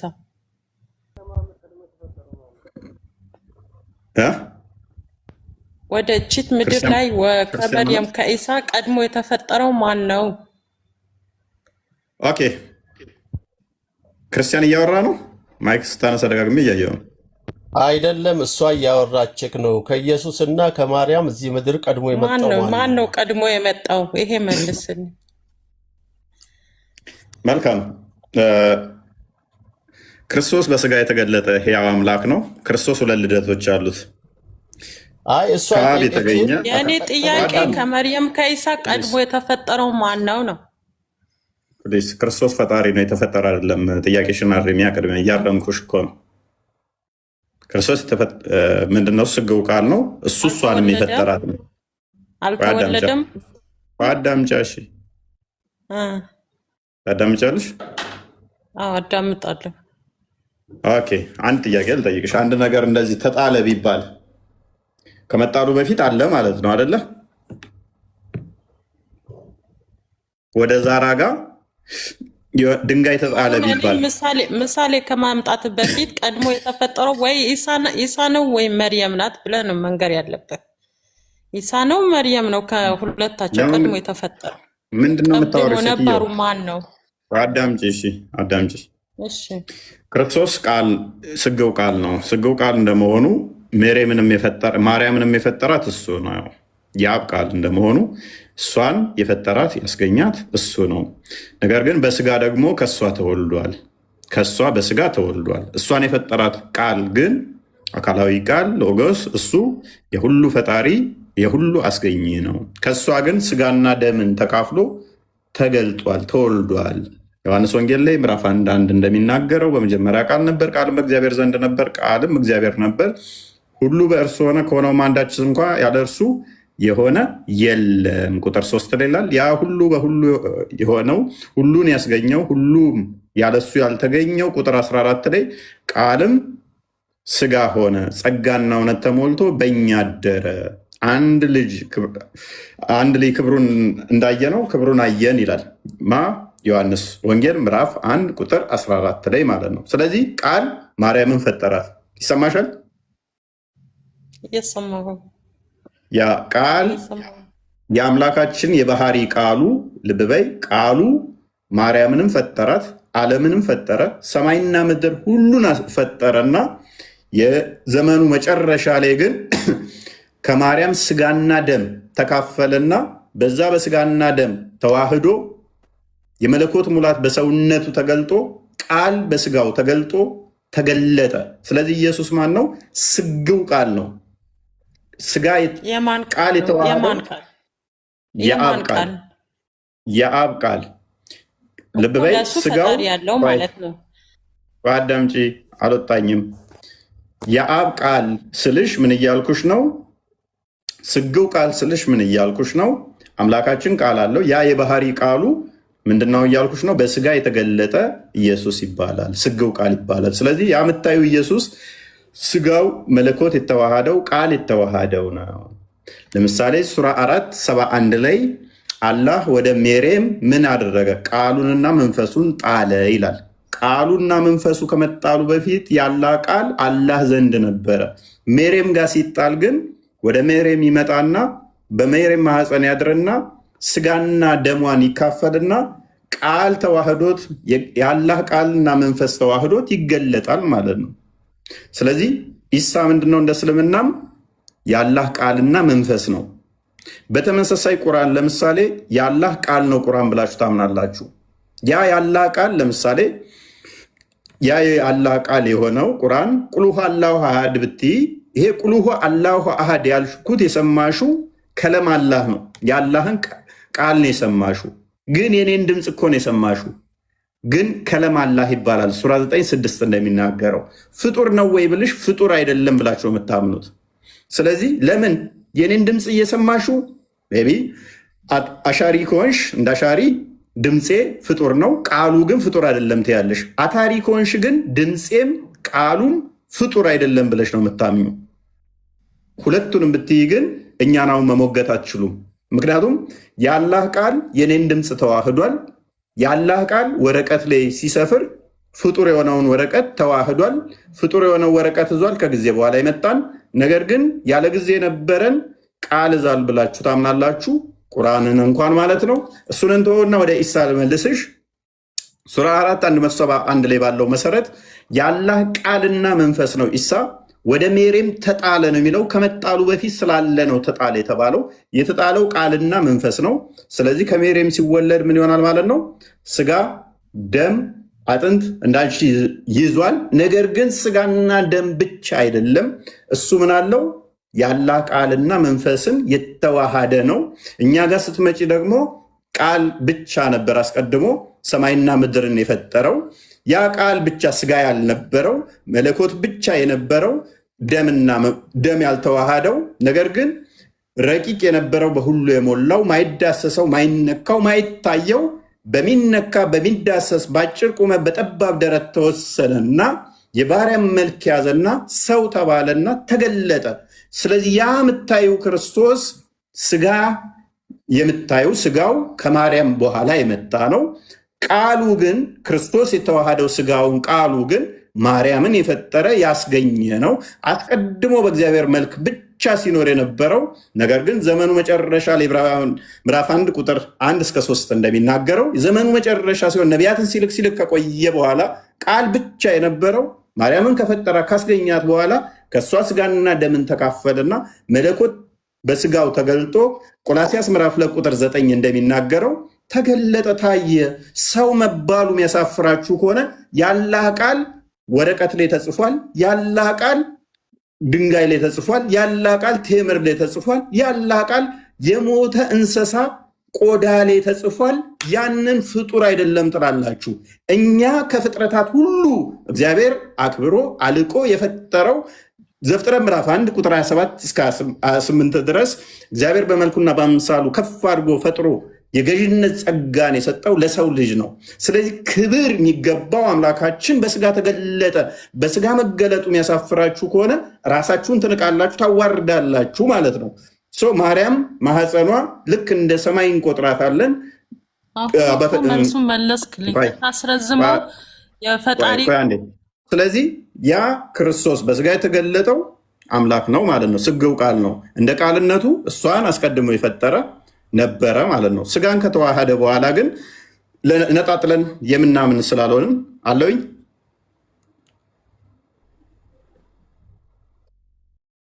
ኦኬ። ነጣጥለን ከተዋህዶ በኋላ አናምንም። ከተዋህዶ በኋላ የስጋ ቃል ኮመንት ምናምን ስታክ አድርጓል እኔ ጋ። ኦኬ። ስለዚህ ክርስቶስ ማርያምንም የፈጠረ እሱ ነው፣ እሷን ያስገኛት እሱ ነው። ምክንያቱም ቃል አስቀድሞ ሁሉን የፈጠረ ሁሉን ያስገኘ ስለሆነ የቃል ገንዘብ ለስጋ ስለሚነገር በተዋህዶ ስለዚህ ክርስቶስ የማርያም ፈጣሪ ነው ብለን እናምናለን። ነገር ግን ክርስቶስ በስጋ እንደመወለዱ ደግሞ የማርያም ልጅ ነው፣ ከሷ የተገኘ ነው። ያለ አባት በምድራዊ ልደቱ ከማርያም የተወለደ ነው። ከማርያም የተወለደ ነው ስንል በስጋ ከእሷ በኋላ የተገኘ ነው። የአብ ልጅ ነው ስንል እሷን አስቀድሞ የፈጠረ ነው፣ እሷን ያስገኘ ነው እያልን ነው። ለምሳሌ ቁርአንሽ ላይ ያላ ቃል ሁሉን የፈጠረ ነው ብለሽ ታምኛለሽ። ቁርአኑ ላይ ወረቀቱ ደግሞ በኋላ የመጣ ነው ወረቀቱ ብለሽ እንደምታምኙ ማለት ነው። አሁን ቃሉ የፈጣሪ ቃል ነው ብለኸኛል። ቃል ነው ብለህ ቃሉን ነው በመርየም ሆድ የተጸነሰው እንጂ ራሱ በአካል መጥቶ ሆዷ ውስጥ አልገባም። ያ ቃል ልብ በይ፣ እኛ ቃል የምንለው ዝሮ ብተን አይደለም፣ አካላዊ ነው ብለን ነው የምናምነው። ያ በዓለም የሞላ ፈጣሪ ይሁን ብሎ ሆነ። ይሁን ብሎ ሆነ፣ ሰጣት ወንድ ልጅ አላህ ይሁን ብሎ ሆነ አይደለም ጋራ። እሺ ራሱ 9 ወር እሷ ሆድ ውስጥ ከተጸነሰ፣ ስማኝ፣ እሷ ውስጥ 9 ወር ከተጸነሰ ማን ጠበቃት? እሺ 9 ወር ድረስ ማን ጠበቃት? አንድ ያልተጸነሰ ነፍሱን ያልተወለደ ልጅ እንዴት አንድ ፈጣሪ ሆኖ ሰው ሊጠብቅ ይችላል? መልካም፣ በደንብ አስተውይ። ቃል በሁሉ የሞላ ነው። ዮሐንስ ወንጌል ምዕራፍ 1 ላይ ቁጥር 10 እንደሚናገረው በዓለም እንኳን ነበር ይላል። በማርያም ማህፀን ብቻ ሳይሆን በዓለም የሞላ ነው። ዮሐንስ ወንጌል ምዕራፍ 1 ቁጥር 18 ላይ እግዚአብሔርን ያየው ማንም የለም፣ በአባቱ እቅፍ ያለው ተረከልን ይላል። በእግዚአብሔር አብ እቅፍ ከነበረ እግዚአብሔር አብ ደግሞ በሁሉ የሞላ ነው፣ በሁሉ ያለ ነው፣ ከስፔስና ፕሌስም ውጭ ያለ ነው። ስለዚህ ቃሉም ወልድም በሁሉ የሞላ ነው ማለት ነው። መዝሙረ ዳዊት 139 ቁጥር 6 እና 7 እንደሚናገረው ማለት ነው። ወደ ላይ በወጣለህ ወደ ታይ በወርዳለህ በሁሉ አለህ ይላል። ስለዚህ በማርያም ማህፀን ሲያድር ተሰብስቦ እዛች ቦታ ብቻ ገባ፣ ሌላ ቦታ የለም ለቀቀ ማለት አይደለም። አለ ስቲል እርቀቱን ሳይለቅ በእሷ ተገለጠ። ረቂቅነቱን ሳይለቅ በስጋ ታየ ተዳሰሰ ብለን እናምናለን እንጂ ተሰብስቦ የሆነ ነገር እንደሚገባው እዛች ቦታ ብቻ ብለን አይደለም እናምነው። በሁሉ አለ፣ በሁሉ አስተዳዳሪ ነው። ስቲል በሷ በስጋ ሲገለጥም ማለት ነው። ለምሳሌ አንቺ ከሌሊቱ 1/3 ላይ አላህ ከሰማይ ከአርሽ በላይ የነበረው ወደ ቅርቢቱ ሰማይ ይመጣል ብለሽ ታምኛለሽ። ኦኬ፣ ከሰማይ በላይስ ማን ነው? የዛን ሰዓት ሰማይ ውስጥ በሚገባ ሰዓት ከሰማይስ በላይ ማን ነው? ትመልሹ ትችላለሽ።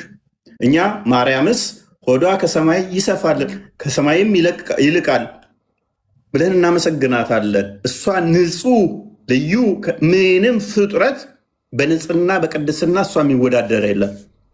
የሴት ጸባይም የለባትም። የሴት ጸባይ ማለት ይሄ መቆሸሽ፣ እድፈት ምናምን ነገር ለእሷ አይነገርም። ንጹህ ነች። ወርቅ እንደሷ አይነጻም። ወርቅ ዳይመንድ እንደሷ ጥራት የለውም። ሰማይም እንደሷ ንጹህ አይደለችም። አላህ ሰማይ ውስጥ ይገባል። በሚገባ ሰዓት ከአርሽ በላይስ? ኦኬ፣ ከአርሽ በታችስ? እዛ ውስጥ በሚገባ ሰዓት ብለን መጠየቅ እንችላለን ማለት ነው፣ በአንቺ ጥያቄ ከሆነ።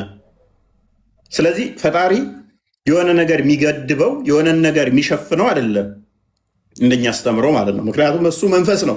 ዮሐንስ ወንጌል ምዕራፍ 4 ቁጥር 24 እንደሚናገረው እግዚአብሔር መንፈስ ነው። ያ መንፈስ የሆነው ደግሞ በሁሉ የሞላ በሁሉ ያለ ነው። ነገር ግን ርቀቱን ሳይለቅ በስጋ ተገለጠ፣ ረቂቅነቱን ሳይለቅ የሚዳሰስ የሚታይ ሆነ ብለን እናምናለን። በስጋ ስለተገለጠ በተለየ አካሉ ቃል በስጋ ተገለጠ ታየ ብለን እናምናለን። እንደዛ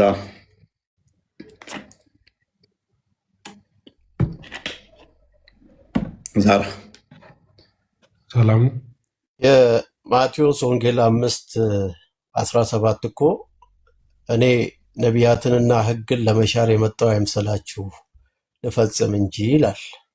እንደገና ደግሞ ዮሐንስ 5:30 ላይ እኔ አንዳች ላደርግ አይቻለኝም ይላል። እነዚህ ሀሳቦችን እንዴት ነው አንተ የምትረዳቸው? ማቴዎስ ወንጌል ምዕራፍ 5:17 ላይ ነቢያትን ስለዚህ ምንድነው ላደርግ ነው የመጣሁት ነው የሚለው። ነቢያትንና ሕግን ልሽር አልመጣሁም ልፈጽም እንጂ። ስለዚህ ትስማማለህ? አሁን በምሰጥ ጥቅስ አይ ሌላ ጥቅስ እንድትሰጠኝ አለ። እቺን ቃል አብራራልኝ። መልካም። ክርስቶስ ይኸውልህ የመጣው ነቢያትንና ሐዋርያት የነቢያትን ሕግ ሊጥስ አይደለም የመጣው፣ ነገር ግን ሊፈጽም ነው የመጣው፣ ሊሽር አይደለም የመጣው። ያ ምክንያቱም ነቢያቶቹ ሁሉ መጽሐፍ ሁሉ ስለኔ የተናገሩ ስላለ ማለት ነው። ስለዚህ እነኛ ሁሉ የተናገሩትን ክርስቶስ ለምሳሌ እንደሚሰቀል ተናገሩ። እንደሚሰቀል ሲናገሩ ልሻረው ብሎ አልሰቀልም ብሎ ያንን አይሽርም። እንደሚንገላታ ተናገሩ፣ እንደሚተፋበት ተናገሩ። ይተፋበታል ብለዋል፣ ልሻራት ብሎ አይልሻረው። እነኛ ሁሉ ደረሱበት።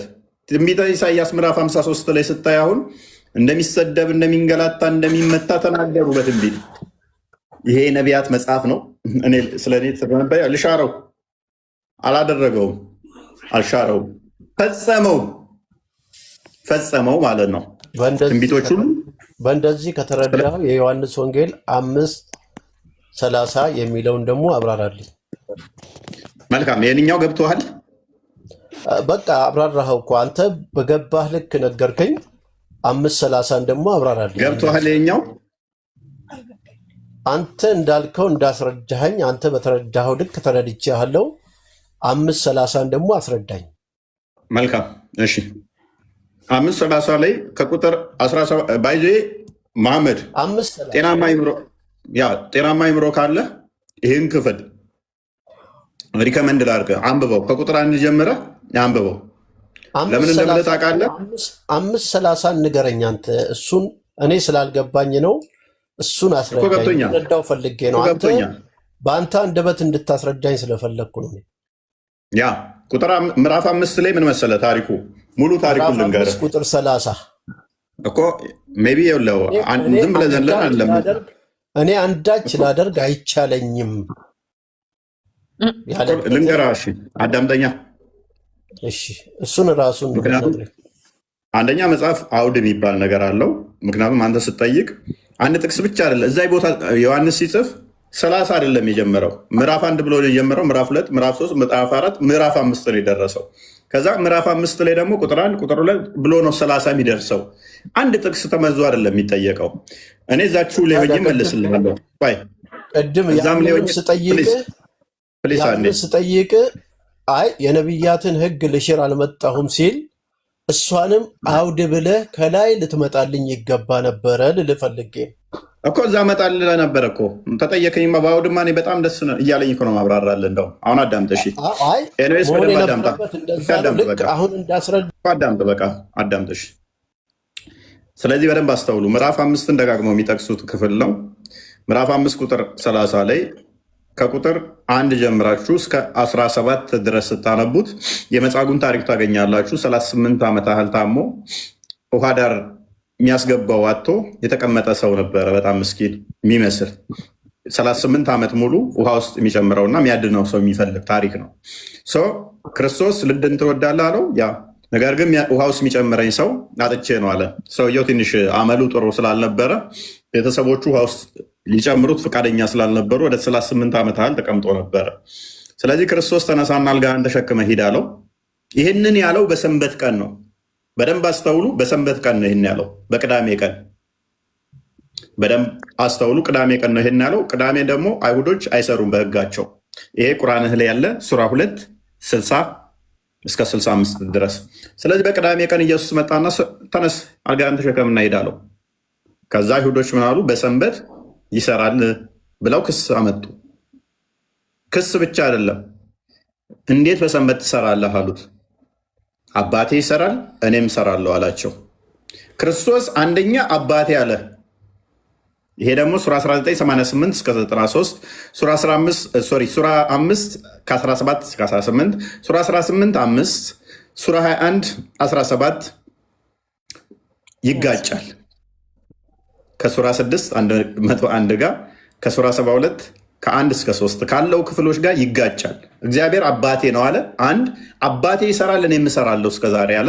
2 ራሱን ከእግዚአብሔር ጋር አስተካክሎ ይሄንን ተናገረ። ከማን ጋር አልኩህ? ራሱን ከእግዚአብሔር ጋር አስተካክሎ አባቴ እስከዛሬ ይሰራል እኔም እሰራለሁ አላቸው። ይህን ጊዜ የተናደዱ አይሁዶች ሰንበት መሻሩ ሳያንስ እንዴት አባቴ እስከዛሬ ይሰራል እኔም እሰራለሁ በሰንበት ብለዋል ብለው ሊወግሩት ድንጋይ ያነሱ።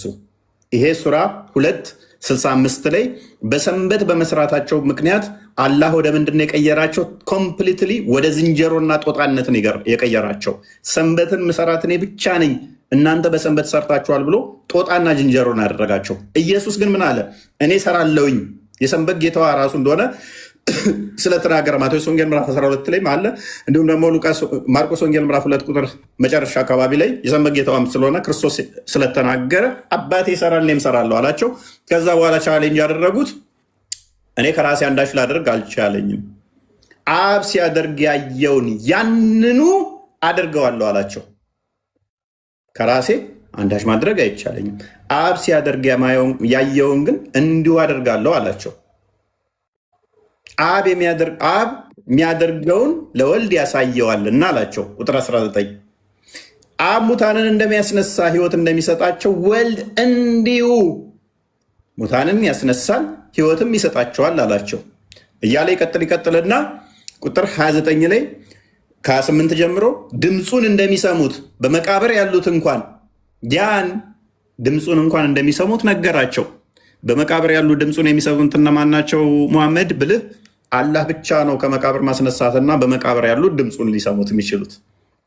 ሱራ 22 ከ6 ላይ ስለዚህ በመቃብር ያሉት እንኳን ድምፁን እንደሚሰሙት ከነገራቸው በኋላ ምን አላቸው? ቁጥር 30 ላይ ከራሴ አንዳች ማድረግ አይቻለኝም የሚል አመጣ ማለት ነው። ክፈተው አንዴ ክርስቲያን መክፈት ትችላለህ? አሁን አንተ ስታስረዳኝ ክርስቲያን ይከፍትልሃል እኮ ምንም ችግር የለም። ክርስቲያን አለ። ቅድም ስታስረዳኝ እኔ ነቢያትንና ሕግን ልሽር አልመጣሁም። ተረጋጋ፣ ቆይ ተረጋጋ። ክርስቲያን አንዴ ክፈትልኝ። 5:30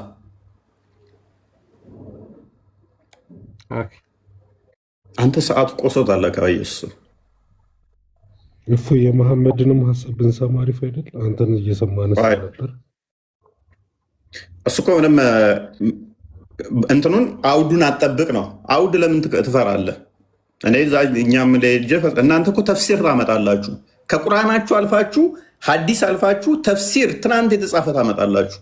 እኛ መጽሐፍ ቅዱስ ሲፈሰር እንኳ ሲባሉ እንዴት አውዱን ጠብቀን እናንብብ ሲባል ኖ፣ ይሄ በጣም አንፌር መሆን ነው።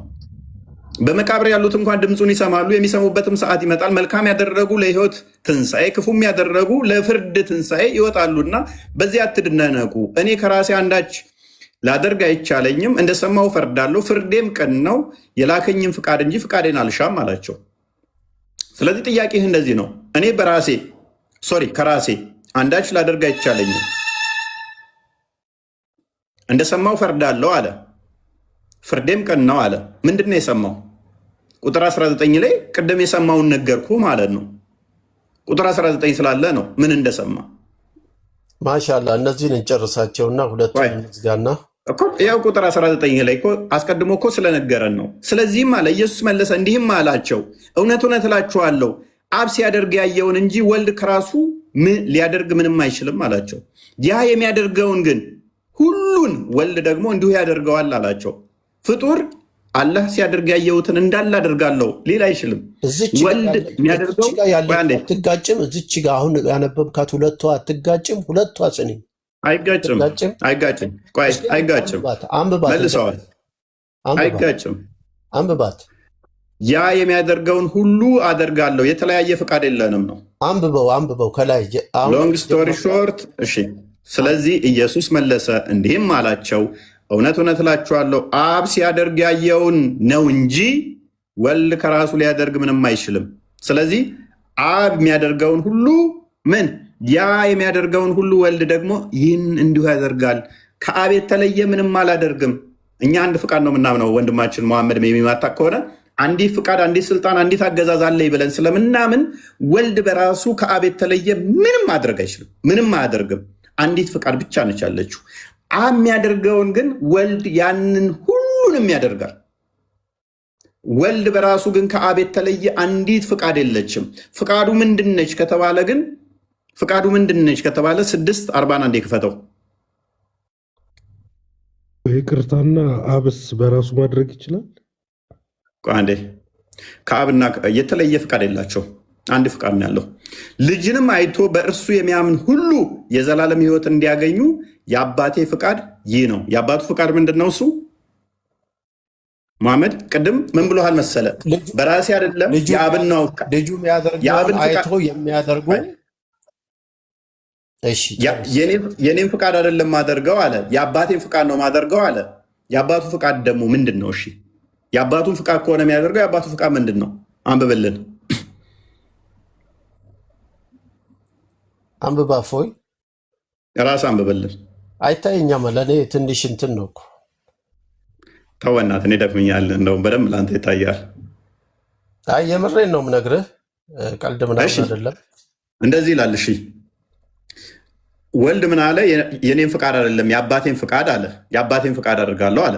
የአባቱ ፍቃድ እሺ ምንድን ነው ስንል ደግሞ ልጅን አይቶ በእርሱ የሚያምን ሁሉ የአባቱ ፍቃድ፣ ልጅንም አይቶ በእርሱ የሚያምን ሁሉ የዘላለም ሕይወትን እንዲያገኝ የአባቴ ፍቃድ ይህ ነው፣ እኔም በመጨረሻ ቀን አስነሳዋለሁ።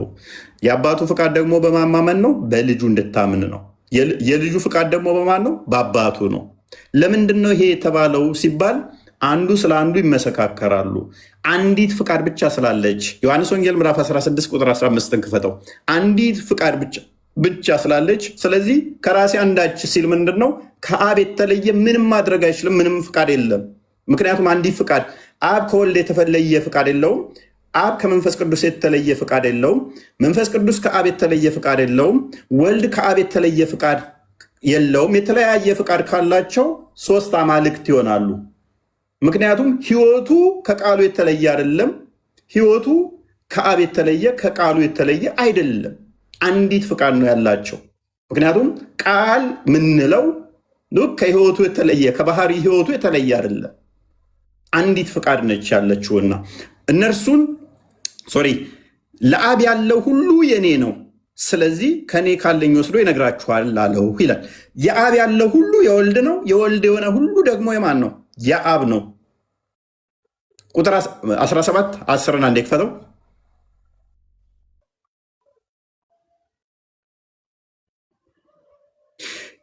የኔም የሆነ ሁሉ ያንተ ነው፣ ያንተውም የኔ ነው።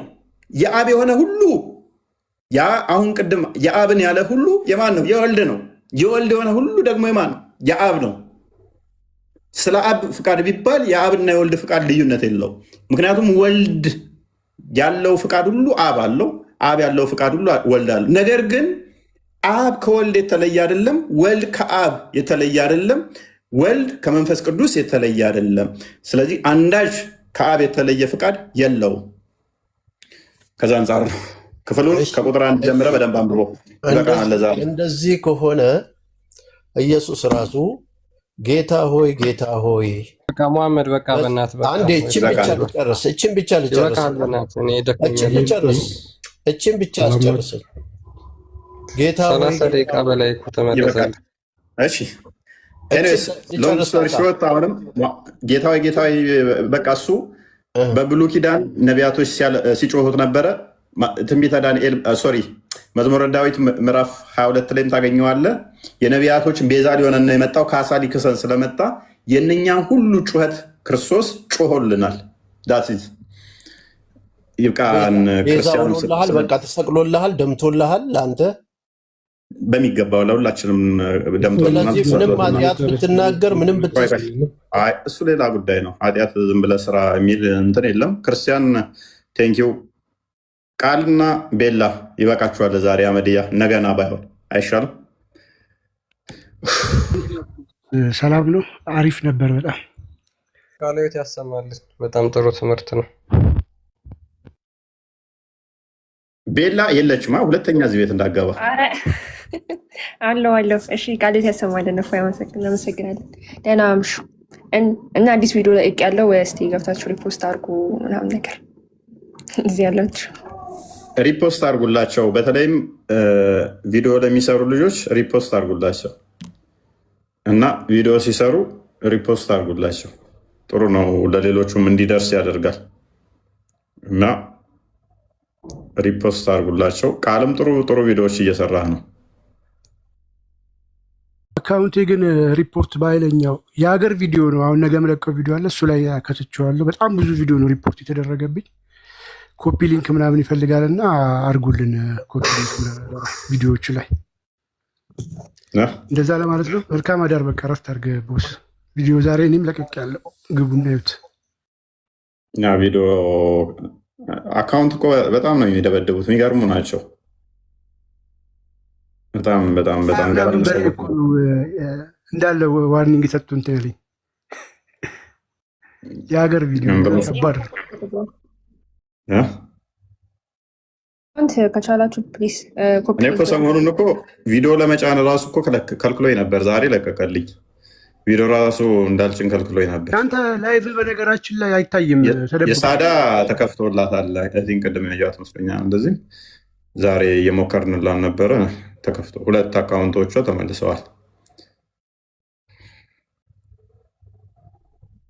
ላይቭ እየታየ አይደለም በነገራችን ላይ ቫይራሎቱ ፈልገን ነው ሰርች አድርገን ምናምን የመጣሁት እኔ ራሴ ከገባ ከሆነ ሰዓት በኋላ እና ያንተም ኮፒ ሊንክ ይፈልጋል። ቪዲዮ እየለቀቅ ስለሆነ ነው እና ኮፒ ሊንክ አድርጉ ቪዲዮ ሲለቀቅ። ያው በዚህ አገልግሉን እንግዲህ ትላል እና በጣም ደክሞኛል ዛሬ። ምንድን ነው እሱ? ቆይ ዛሬ ቅዳሜ ነው እሑድ ነው? ያወራው እኮ ለዛ ነው። ረፍት አድርገህ በቃ ረጅም ሰዓት ነው። ቅዳሜ ነው ዛሬ። ቅዳሜ ነው እሑድ ነው? ቅዳሜ ነው ዛሬ? ዓርብ ነው ዛሬ። በየስ ቅዳሜ መስሎኛል።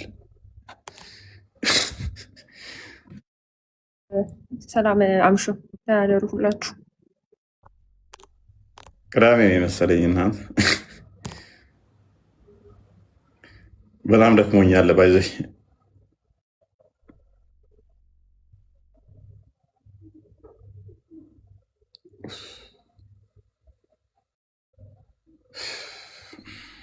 ደህና ደሩ።